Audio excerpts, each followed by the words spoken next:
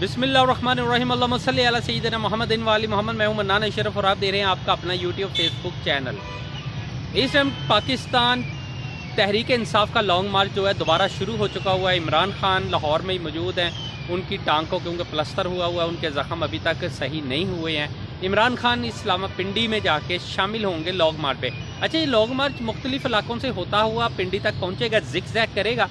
अब फिर दोबारा कुछ टाइम चाहिए गवर्नमेंट को इसलिए भी टाइम चाहिए कि कुछ मुज़ाकरात अंडरग्राउंड हो भी रहे हैं, कुछ हो सकते हैं।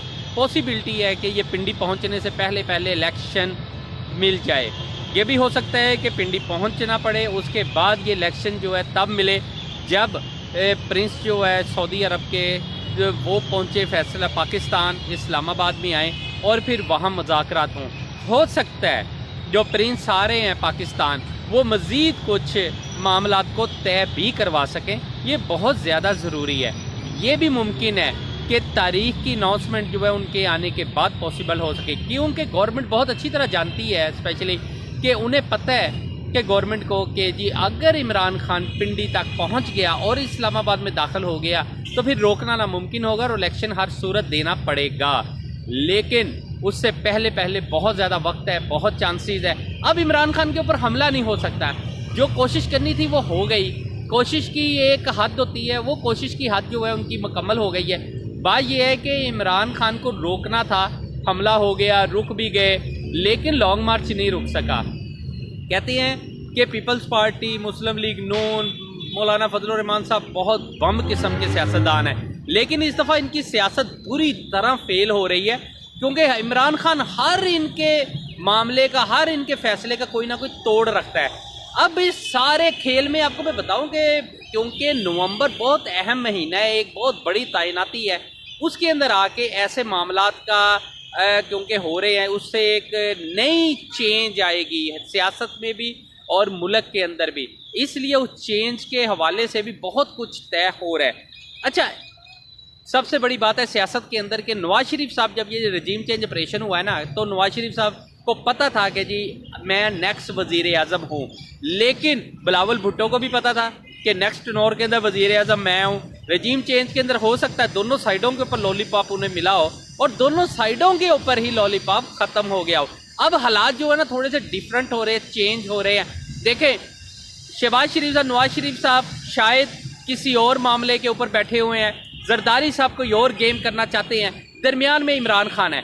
अब इमरान खान को ये माइनस नहीं कर सकते, ना गैर आइनी किसी किस्म का कोई इकदाम होना है, इसलिए कि कोई भी पाकिस्तान में गैर आइनी इकदाम होता है ना तो सबसे पहले अमेरिका की सपोर्ट हासिल होती है। लेकिन अमेरिका कभी नहीं चाहेगी कि एशिया के अंदर कोई और खिते, इस खिते के अंदर कोई और मुल्क जो है एंटी अमेरिका जो है स्टैंड कर जाए, क्योंकि इससे पहले अफगानिस्तान में एंटी अमेरिका है, वहाँ बहुत शिद्दत से नफरत पाई जाती है। कुछ लोग प्यार भी करते हैं अमेरिका से और कुछ लोग उसे अपना दुश्मन भी समझते हैं। लेकिन यही हालात इस टाइम के ऊपर पाकिस्तान के अंदर, जब पाकिस्तान में इमरान खान को उतारा गया तो एंटी अमेरिका बहुत नारे लगे हैं और वो जो है स्लोगन बहुत ज़बरदस्त तरीके से कामयाब हुआ, वो बयानिया कामयाब हुआ है कि जी इस सारे रजीम चेंज ऑपरेशन के अंदर कि अमेरिका का हाथ था, और ये 12 मरतबा इमरान खान बता भी चुके हैं। ऐसे हालात के अंदर माइनस इमरान खान तो पॉसिबिलिटी मतलब किसी किस्म की कोई ऐसी चीज़ नहीं हो सकती है कि कोई ये सोच रहा हो कि जी अमेरिका अगर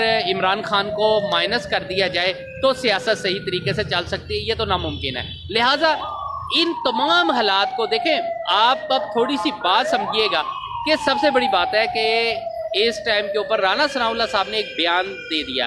अब वो बयान की थोड़ी सी गहराई को समझिए कि राना सनाउल्लाह साहब को अचानक ऐसा क्या सूझी है कि अच्छा भला वो मुख्तलिफ बयान देते देते ये बयान दे दिया कि अरशद शरीफ साहब का जो कत्ल है वो टारगेटेड कत्ल है। ये किस साइड पे जा रही है गेम? किसे इन्होंने प्रेशर देने की कोशिश की? किसके साथ अपने ज़ाती मुज़ाकरात करना चाहते थे?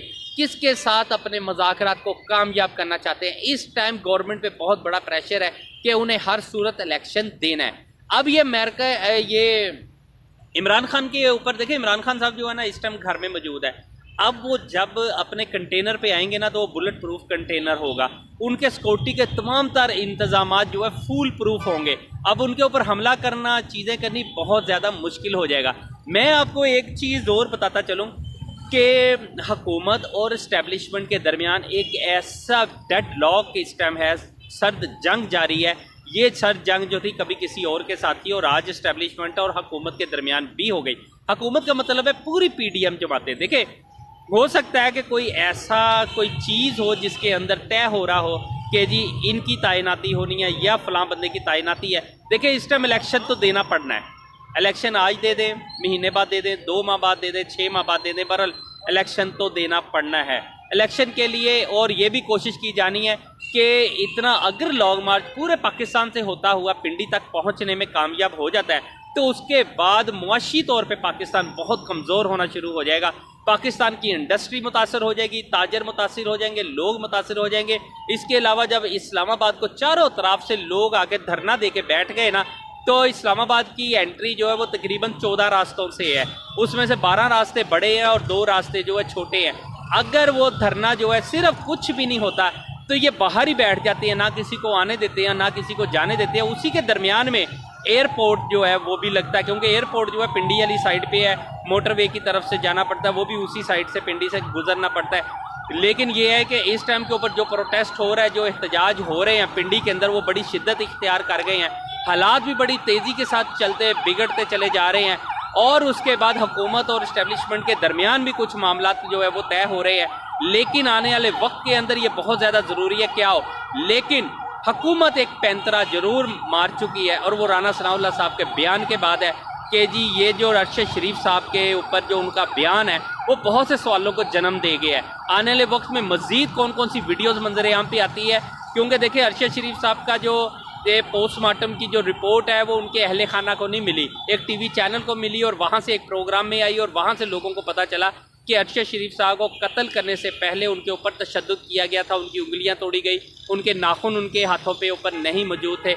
ये सारा कुछ जितना भी है ये पोस्टमार्टम रिपोर्ट में आ चुका है। वही पोस्टमार्टम रिपोर्ट जो है इस टाइम पब्लिश भी हो गई, प्रोग्राम भी हो गए। लेकिन सबसे बड़ी बात है कि ये की क्यों, इतना कुछ मंजरे आम पे लाया क्यों गया, ये आप बेहतर समझते हैं, आप ज़्यादा ईजी समझ जाएंगे कि इसी दौरान राना सनाउल्लाह साहब का जो बयान आता है वो भी बहुत बड़े सवाल है, बहुत अहमियत का हामिल है। और आने वाले वक्त के अंदर क्या गेम पलट रही है, क्या कुछ हो रहा है, कितने सख्त फैसले होने वाले हैं, ये मैं अब जल्द इंशाल्लाह ताला अगले व्लॉग के अंदर ज़रूर बताऊंगा। लेकिन चलते चलते आपको ये ज़रूर बता दूं कि जो प्रिंस सऊदी अरब के जो आ रहे हैं वो यूं ही नहीं आ रहे हैं। देखिए, हर अमीर गरीब मुल्क पे जब आता है ना कुछ दे के जाता है, वो जो पैकेज दे के जाएंगे वो एक अलग सब्जेक्ट है, लेकिन उसके साथ कुछ मामला को में भी वो तय भी करा सके। और अगर उनके आने पे कुछ मामला तय हो गए तो ये बहुत बड़ी बात है। इसलिए उनका ताल्लुक इमरान खान साहब के साथ भी है, उनका ताल्लुक इस्टेब्लिशमेंट के साथ भी है, उनका ताल्लुक PDM की तमाम जमातों में जो नवाज शरीफ, शहबाज शरीफ, हासिल जरदारी सबके साथ ताल्लुक बहुत अच्छे हैं और मुमकिन है कोई बहुत बड़ा फैसला हो जाए। मनाने शुरू हो, इजाज़त दीजिए, अपने चैनल का बहुत ख्याल रखिएगा। अल्लाह हाफिज़।